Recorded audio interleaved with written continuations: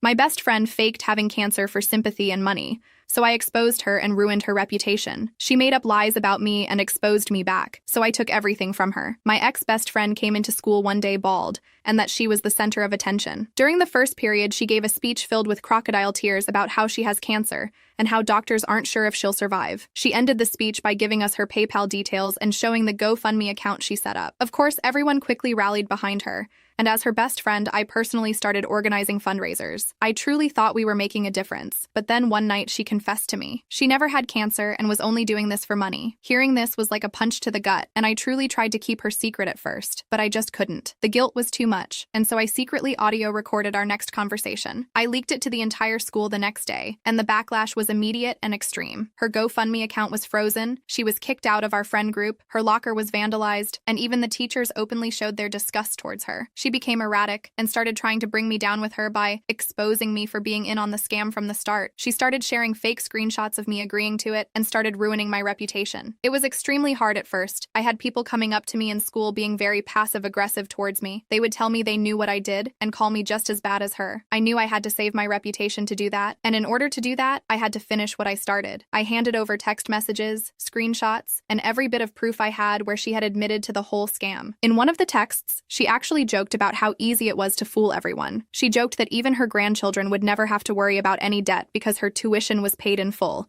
like this was all some kind of game to her. I thought that was that, and the situation had been fully resolved, but unfortunately Lily wasn't done. I'm not sure how she ended up with this connection, but she went on local news. She sat there, looking all sad and innocent, crying on camera and claiming I had lied about everything out of jealousy. She told the reporter that I had been envious of all the attention she was getting, and that's why I made up the screenshots to ruin her life. Some people actually bought her crocodile tears. The comments online were brutal. At first, most people were calling her out, but after the interview, the comments shifted completely. People started saying things like, "What if she's telling the truth?" Or, "It sounds like her friend might actually be the one lying." Total strangers who didn't even know either of us were taking sides. It wasn't just the school I had to deal with anymore. Now, it felt like half the internet was against me too. The whole town was split down the middle. Some people believed Lily's teary-eyed performance on the news. Others knew the truth. They stood by me, but it didn't feel like enough. School was a nightmare. The kids who sided with Lily started making my life hell. They whispered about me in the hallways, sent me hateful messages, and even made cruel jokes during class. I'd find notes in my locker. They would call me a loser, or say that I should just admit that I was lying. It felt like everyone had picked a side, and most of them weren't on mine. I was completely alone. Friends who used to have my back suddenly avoided me. I knew they were afraid of being caught in the middle. Even the teachers seemed to tiptoe around the situation like they didn't want to get involved. And Lily acted like she had already won. She walked around school with this smug expression,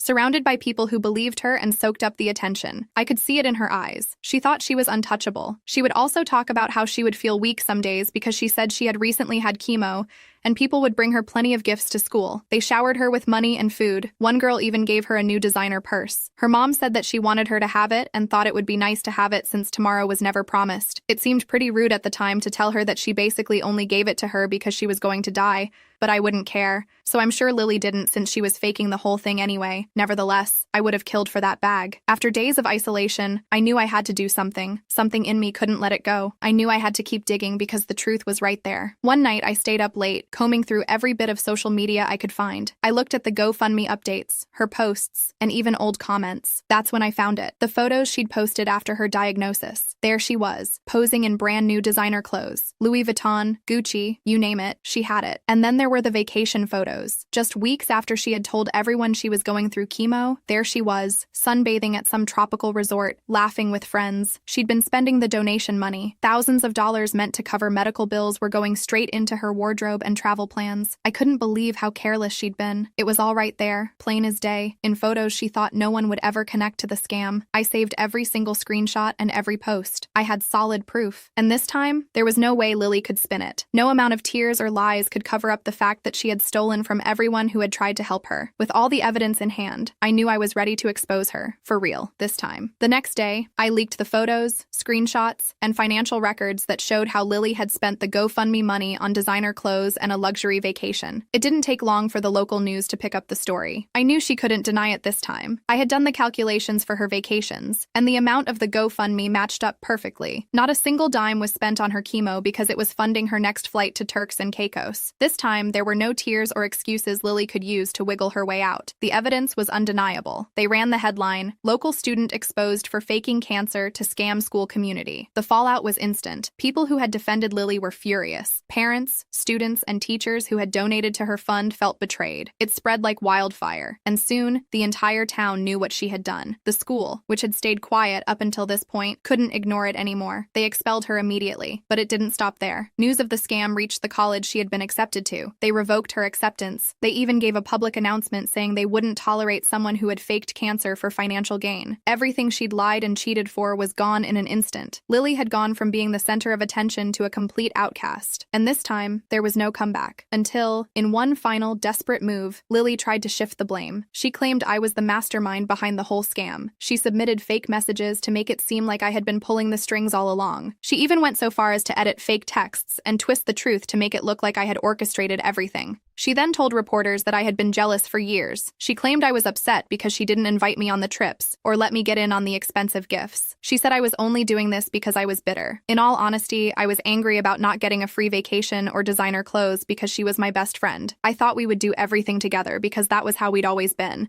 But now I didn't even recognize her. She even showed people fake texts in which she made it look like I was the one begging for money from her. For a brief moment, there was doubt. Some people actually started to wonder if maybe I was involved, but then one of our mutual friends, who had been quiet up until this point, came and spoke about the situation. She was someone who had been at a party with Lily and came forward with video footage. In the video, Lily was laughing, bragging about the whole scam, saying how easy it was to fool everyone. Lily looked intoxicated and didn't seem to remember the video, but the look on her face when she saw it was priceless. There was no denying it now. The footage spread online, and any shred of sympathy or doubt people had for her vanished instantly. The next few days, people apologized for doubting me, and the stolen money was recovered through legal means. It was donated to a real cancer charity, helping those who actually needed it. Lily's life was in ruins, her reputation was destroyed, and she is now facing legal consequences. As for me, after everything I had endured, I finally came out on top. I gained the respect and support of plenty of people in my life and online because I stood by the truth, even when it felt like the whole world was against me. 6 months after everything came out on the news, the fallout from Lily's scam was still unraveling. During the court case, so much came out about Lily and why she faked cancer. I thought I had uncovered everything about Lily's scam until I stumbled across something that blew it all wide open. It started when I was going through the GoFundMe page again. I noticed something strange. It was an email linked to the campaign that didn't seem to belong to Lily. The email wasn't hers. It was her mom's. At first, I didn't understand why Lily's mom would be involved, but then everything started to click. I did some digging, and it turns out her parents had gone through a messy divorce. They'd kept it under wraps, but the financial strain was real. Her mom had been struggling to keep the house, and that's when it hit me. The cancer scam wasn't just for Lily's college tuition. Her mom was in on it too. She was desperate to save the house. They'd created this whole thing together and raked in the money to cover bills and avoid losing their home. When I confronted Lily, she didn't even deny it. She broke down and admitted that her mom had helped her every step of the way, from creating the fake diagnosis to setting up the GoFundMe. "We had no choice," she said. "We were going to lose everything." Lily and her mom were charged with fraud, and the legal consequences started piling up. The GoFundMe money, which had been frozen months earlier, was ordered to be repaid. Since they had already spent most of it on designer clothes, vacations, and house payments, the court mandated that everything they had bought with the stolen funds be liquidated. Lily's mom had to sell their house to cover the debt. What really hit hard was seeing the "for sale" sign go up in front of their home. They were forced to downsize,